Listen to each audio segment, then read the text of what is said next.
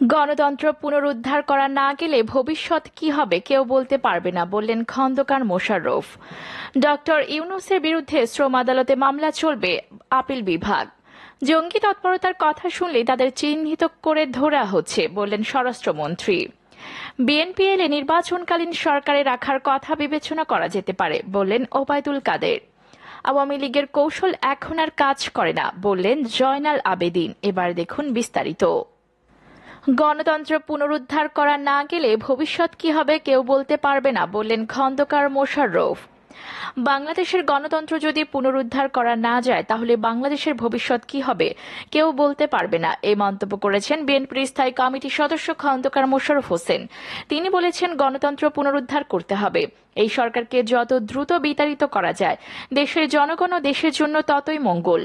শনিবার রাজধানীর জাতীয় প্রেস ক্লাবের সামনে বিএনপির চেয়ারপারসন বেগম খালেদা জিয়া নিঃশর্ত মুক্তির দাবিতে এক মানববন্ধন কর্মসূচিতে তিনি এসব কথা বলেন। জাতীয়তাবাদী মুক্তিযোদ্ধা দল এই কর্মসূচির আয়োজন করে। খন্দকার মোশাররফ বলেন, আজকে যারা ক্ষমতায় আছে তারা ক্ষমতায় টিকে থাকতে গণতন্ত্রকে হত্যা করেছে। গণতন্ত্রের জন্য যারা কথা বলে তাদের কণ্ঠ স্তব্ধ করে দিয়ে তারা ক্ষমতায় থাকতে চেয়েছে।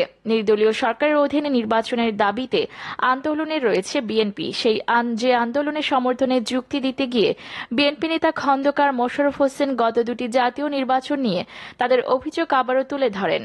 এমনকি তিনি সেনা সমর্থিত তত্ত্বাবধায়ক সরকারের অধীনে নির্বাচন নিয়েও সমালোচনা করেন। তিনি বলেন, 1-11-এ যারা সংবিধান বহির্ভূতভাবে সেনা নিয়ন্ত্রিত সরকারে ছিল সেই সরকার পালিয়ে যাওয়ার জন্য শেখ হাসিনাকে ক্ষমতায় বসিয়ে গিয়েছিল।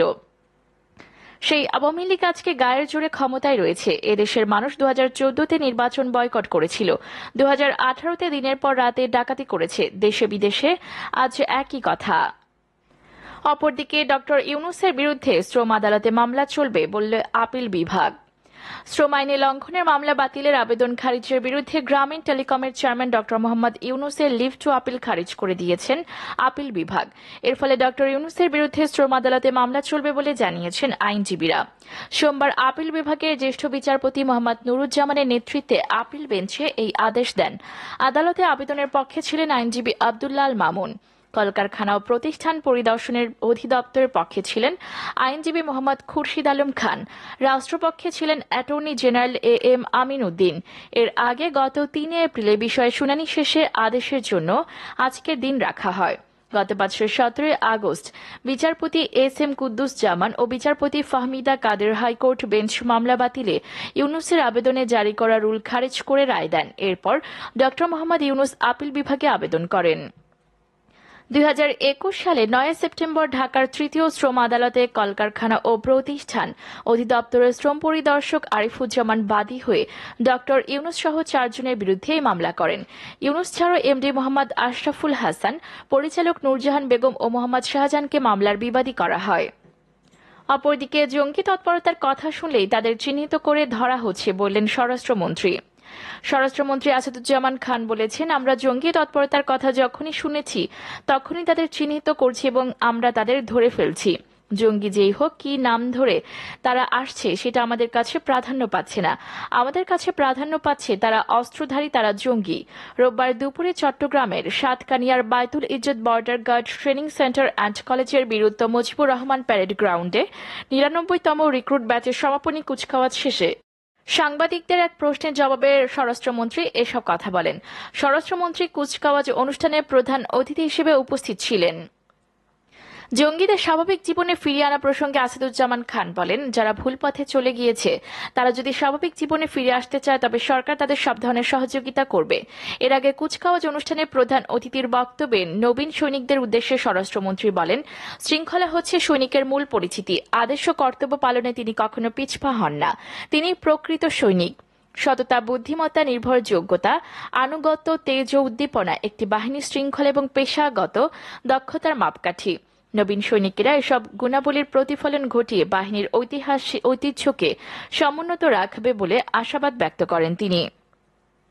সমাপনী কুচকাওয়াজ অনুষ্ঠানে উপস্থিত ছিলেন পার্বত্য চট্টগ্রাম বিষয়ক মন্ত্রণালয়ের মন্ত্রী বীর বাহাদুর ঔসই সিং, চট্টগ্রাম 14 আসনের সংসদ সদস্য নজরুল ইসলাম চৌধুরী, বিজিবির মহাপরিচালক major general M Nazmul Hasan, স্বরাষ্ট্র মন্ত্রণালয়ের জননিরাপত্তা বিভাগের সচিব Mohammad Mostafizur Rahman. Baitul Izzat border guard training centre and কলেজের commandant brigadier general Mashiur Rahman প্রমুখ।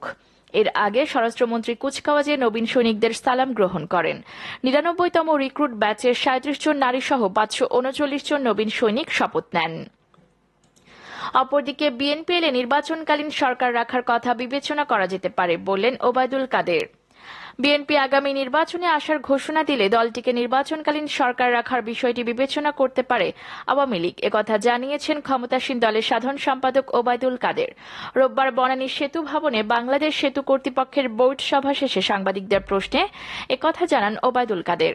একজন সাংবাদিকের প্রশ্ন ছিল, ২০১৪ সালে নির্বাচনের আগে বিএনপিকে বলা হয়েছিল ভোটে এলে তাদের নির্বাচনকালীন সরকারের স্থান দেওয়া হবে, এমনকি স্বরাষ্ট্র মন্ত্রণালয়ের দায়িত্ব দেওয়া হতে পারে। আগামী নির্বাচনে নির্বাচনকালীন সরকারে বিএনপি কাউকে মন্ত্রিত্ব দেওয়ার সম্ভাবনা আছে কিনা সাংবাদিকদের প্রশ্নে ওবায়দুল কাদের বলেন, কোনো বিষয় সিদ্ধান্ত যদি নিতে হয় তাহলে সংবিধানের মধ্যেই থাকতে হবে। সংবিধান ছাড় দেওয়ার কোনো সুযোগ থাকলে আপনি যেটা বলবেন এটাতে কোনো অসুবিধা নেই। ওবায়দুল কাদের আরও বলেন, বিএনপি যদি বলে আমরা নির্বাচনে আসব, নির্বাচনে আসলে তখন এক কথা, তারা নির্বাচন করবেই না তত্ত্বাবধায়ক ছাড়া। তারা এই সংসদকে চায় না, মন্ত্রিসভা প্রধানমন্ত্রীর পদত্যাগ চায়। এসব শর্তারোপের মধ্যে আমরা কিভাবে বলবো যে আপনারা স্বরাষ্ট্র মন্ত্রণালয়ে নিতে আসুন বা অন্য কোনো মন্ত্রণালয়ে আপনাদের দিচ্ছি? তাদের তো সম্পূর্ণ উত্তর আর দক্ষিণ মেরুর অবস্থান। আরেক প্রশ্নের জবাবে বলেন, রাতের বেলা ভোট হয়েছে, ভোট ডাকাতি করে একটি দলের পক্ষে ফলাফল নেওয়া হয়েছে, এই তথ্য প্রমাণ কেউ দেখাতে পারবে না। আর বিএনপি তো মামলা করেনি, তথ্য প্রমাণ থাকলে তারা মামলা করল না কেন? অপরদিকে আওয়ামী লীগের কৌশল এখন আর কাজ করে না বললেন জয়নাল আবেদীন। তারেক রহমানের কৌশলের কাছে আওয়ামী লীগ প্রতি মুহূর্তে পরাজিত হচ্ছে, তাদের কৌশল এখন আর কাজ করে না বলে মন্তব্য করেছেন বিএনপি চেয়ারপারসনের উপদেষ্টা পরিষদের সদস্য জয়নুল আবেদীন ফারুক। জাতীয় প্রেস ক্লাবের সামনে এক প্রতিবাদ সভায় মন্তব্য করেন তিনি। খালেদা জিয়া সহ কারাবন্দী নেতাদের মুক্তির দাবিতে প্রতিবাদ সভায় আয়োজন করে বাংলাদেশ ইয়ুথ ফোরাম। তিনি বলেন, শিরিন হীরার মিছিলে গোয়েন্দা ঢুকিয়ে বোমা মেরে মানুষ মারবেন, গাড়িতে আগুন জ্বালাবেন, সেই ষড়যন্ত্র আর চলবে না। তারেক রহমান সব বুঝে, সেই কারণে আমরাও সজাগ, আপনাদের হতাশ হওয়ার কারণ নেই, আন্দোলন হবে, পদত্যাগ করতে বাধ্য হবে। ফারুক বলেন, যারা কবর থেকে উঠে ভোট দিয়েছে, মিথ্যা ভোট দিয়েছে, ২০১৪ সালে কুত্তামার্কা ভোট হয়েছে, ২০২৪ সালের জানুয়ারিতে সেরকম ভোট করতে দেবে না বিএনপি। সংসদ থেকে ভোট করবেন এই আশা মিথ্যা। দেশের মানুষ যখন গামছা পরে নদী পার হয়ে জাতীয়তাবাদী শক্তি সমাবেশে যোগ দেয়, তখনই আপনাদের বোঝা উচিত ছিল ক্ষমতায় আর থাকার সুযোগ নেই। পৃথিবীর ইতিহাসে কোনো স্বৈরাচার বেশি দিন ক্ষমতায় থাকতে পারেনি উল্লেখ করে ফারুক বলেন, এরশাদ সাহেব সেই দিন বরগুনায় ছিলেন যেদিন শিরিন হীরা ঢাকা অচল করে দিয়েছিল।